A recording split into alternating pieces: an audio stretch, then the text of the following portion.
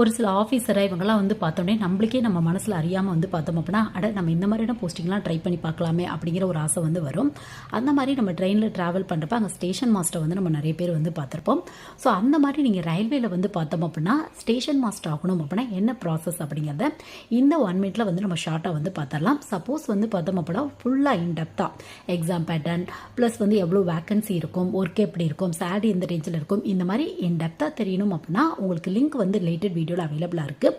வேணும் அப்படின்னா வந்து நீங்கள் செக் பண்ணி பார்த்துக்கோங்க.